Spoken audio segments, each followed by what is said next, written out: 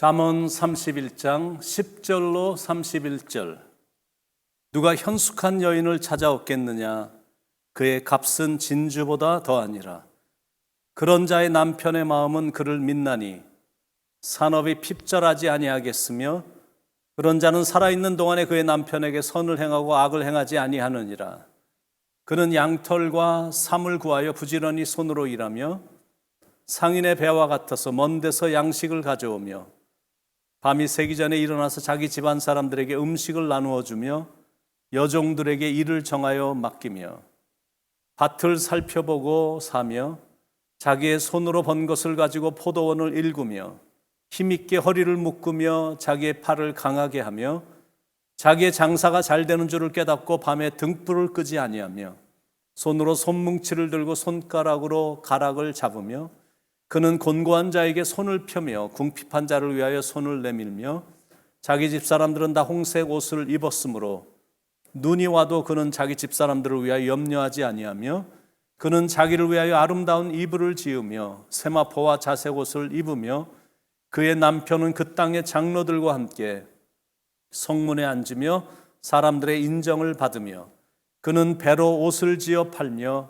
띠를 만들어 상인들에게 맡기며 능력과 존귀로 옷을 삼고 후의를 웃으며 입을 열어 지혜를 베풀며 그의 혀로 인애의 법을 말하며 자기의 집안일을 보살피고 게을리 얻은 양식을 먹지 아니하나니 그의 자식들은 일어나 감사하며 그의 남편은 칭찬하기를 덕행 있는 여자가 많으나 그대는 모든 여자보다 뛰어나다 하느니라. 고운 것도 거짓되고 아름다운 것도 헛되나 오직 여호와를 경외하는 여자는 칭찬을 받을 것이라.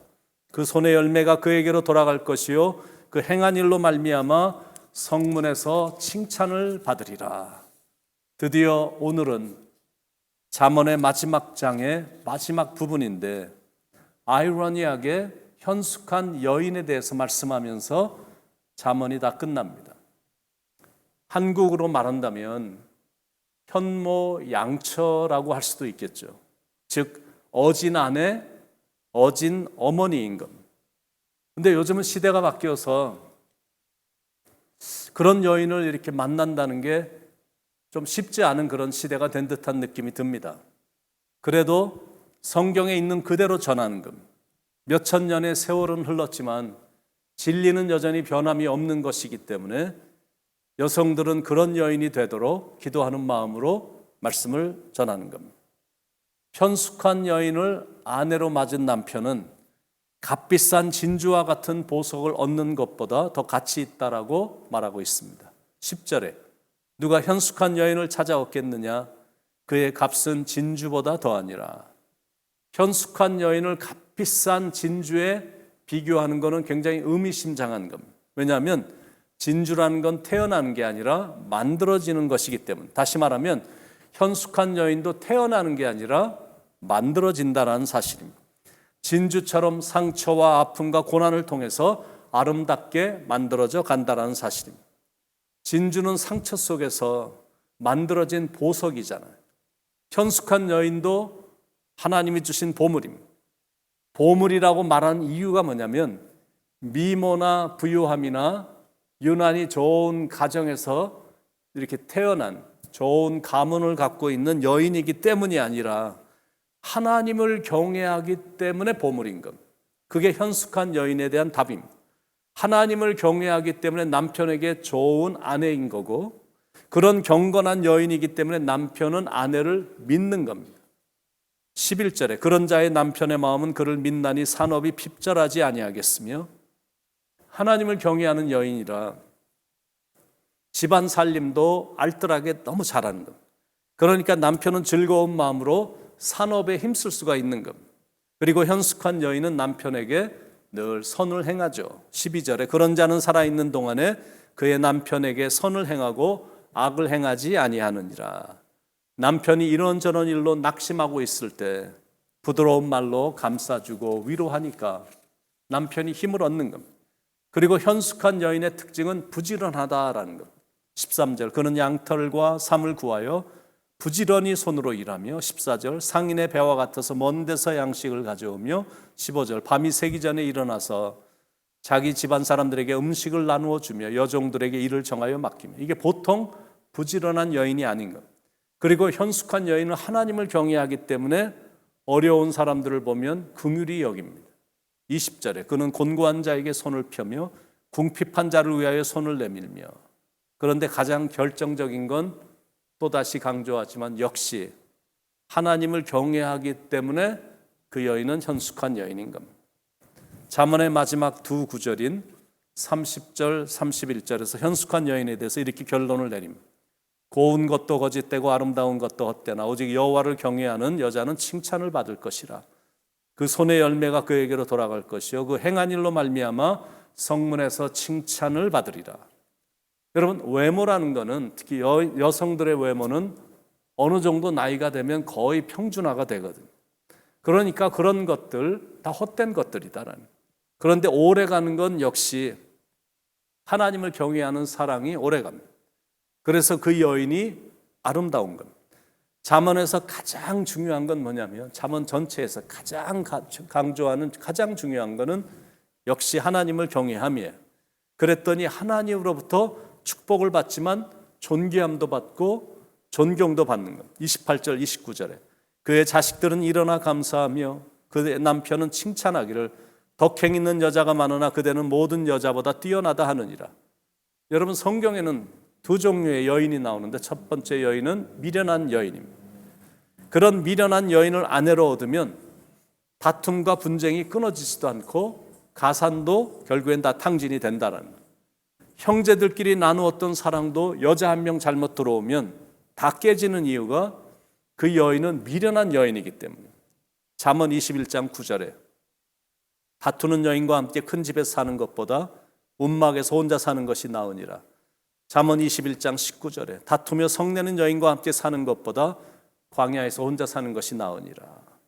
미련한 여인이 있고 두 번째 나오는 여인, 두 번째 나오는 아내는 현숙한 여인, 현숙한 아내입니다.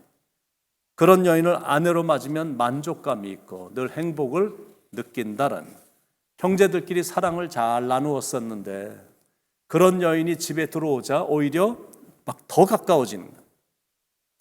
또 미련한 여인은 고통스럽고 어려운 일이 닥치면 남편을 원망하거나 가정을 버리거든요. 욥의 아내처럼. 욥은 지금 자기에게 일어난 일로 인해서 거의 쓰러지기 일보 직전의 상황으로 있었습니다. 사랑하는 자녀들을 졸지에 잃었고 재산마저 다 잃었고 건강까지 잃어서 막 깨진 기와 조각을 들고 몸을 지금 긁고 있는 처절한 상황인데, 그런데 이렇게 그 앞에서 푸념을 하는 거예요. 하나님을 욕하고 죽어버려. 지금 내가 죽을 지경인데 그런데도 하나님을 붙잡고 있냐? 하나님을 욕하고 저주하고 죽어버려. 지금 이렇게 부인이 말하니까 얼마나 어리석고 미련한 여인인지 모릅니다. 그러나 현숙한 여인은 고통스럽고 어려운 일이 닥치면 오히려 남편에게 큰 힘이 되어주면서 슬기롭게 가정을 지킵니다.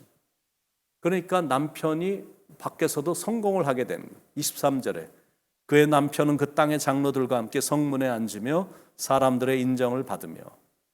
확실히 훌륭한 남자 뒤에는 현숙한 여인이 있습니다. 루스벨트 대통령은 미국에서 알려진 훌륭한 대통령이었는데 그의 아내가 남편을 그렇게 위대한 대통령으로 만들었다라고 사람들이 말할 정도.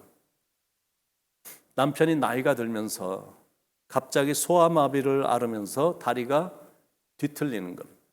그때 아내가 곁에서 격려를 해서 고통의 순간들을 잘 이겨내고 훌륭한 대통령이 될 수 있었다라고 하죠. 시련의 때에 남편이 아내에게 물었습니다. 당신은 내 다리가 이렇게 되었는데도 여전히 나를 사랑하나요? 그러자 아내가 내가 당신과 결혼할 때 당신의 다리만 사랑한 줄 아셨어요? 나는 당신의 전부를 사랑해요. 이게 바로 현숙한 여인의 모습이고 지혜 있는 답변입니다. 자동차 왕 헨리 포드도 아내의 사랑으로 자동차 왕이 됐다라고 말을 할 정도입니다. 자동차에 미쳐갖고 얼마 안 되는 재산을 다 쓸어 넣었는데 계속 실패를 거듭하면서 빚에 오르게 된 것. 거듭나는 실패 속에서 용기를 잃어버리고 절망과 낙심 속에 빠져 있는 남편에게 아내가 이렇게 위로를 했습니다. 이 세상 끝까지라도, 그리고 어디라도 저는 당신만을 믿고 따르겠어요.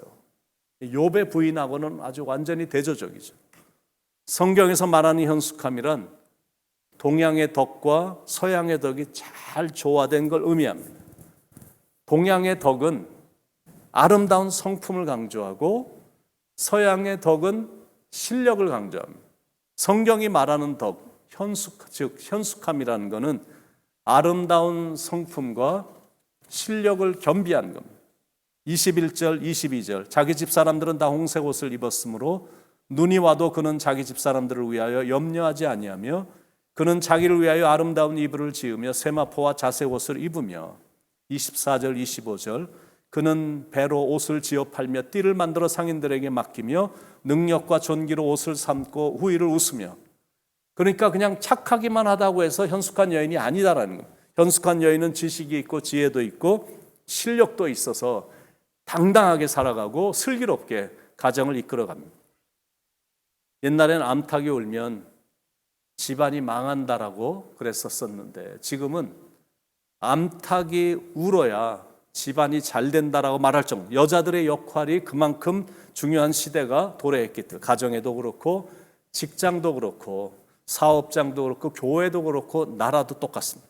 그래서 여자들도 아름다운 성품을 개발하고 동시에 실력도 키워야 된다는 거예요. 왕성한 활동가들이 되어야 된다는 거예요. 어떤 분야에서든지 이제는 실력도 쌓고 덕도 쌓고 지혜도 쌓아서 마음껏 기량을 나타내야 된다는 거죠. 26절에 입을 열어 지혜를 베풀며 그의 혀로 인애의 법을 말하며, 그런 여인이기 때문에 자녀들도 존경하는 거고 남편도 칭찬하는 거고 나아가서는 모든 사람들이 다 그 여인을 칭찬하는 겁니다. 그런 현숙한 지혜로운 여인이 되어야 됨을 강조하면서 잠언 전체가 끝이 납니다. 그러나 그런 말은 없지만 남자도 그런 탁월한 남자, 무엇보다 하나님을 경외하는 남자가 되어야 됨을 31장에는 안 써 있지만 지금 잠언 전체에서 강조하는 것이 지금 남자들에게 지금 말을 하고 있는 거거든요. 아내를 위해 기도하고 가정에는 성실하고 이웃을 돌아보는 자비로운 남편, 그런 남자가 되어야 된다는 거예요.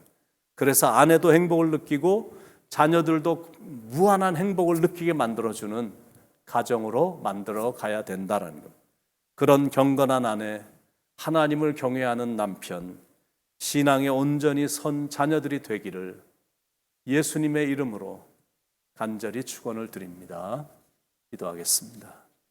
하나님, 한 달간 이어진 잠언을 통해 얼마나 하나님을 경외하는 지혜로운 사람이 되어야 됨을 계속 반복하고 너무나 중요한 메시지라 이제 마지막을 현숙한 여인에 대해서 설명을 하면서 그 여인이 현숙한 여인이 될 수 있었던 건 그 여인이 하나님을 경외했기 때문이라는 것을 저희들에게 말해 주시면서 잠언을 마치게 해주셨는데 길이길이 새기게 하시고 하나님을 가장 두려워하고 경외하는 그런 경건한 신앙인으로, 그런 지혜자로 인생을 살아 가정에서도 존중함을 얻고 나아가서 사람들로부터도 인정을 받는, 그리고 하나님으로부터도 인정을 받게 되는 그런 놀라운 삶으로, 그런 지혜로운 삶으로 하나님을 영화스럽게 해드리는 삶을 살아갈 수 있도록 인도해 주시옵소서. 한 달간 은혜 가운데 잘 지켜주신 지혜의 근원 되시는 예수님의 이름 받들어 간절히 기도드립니다. 아멘.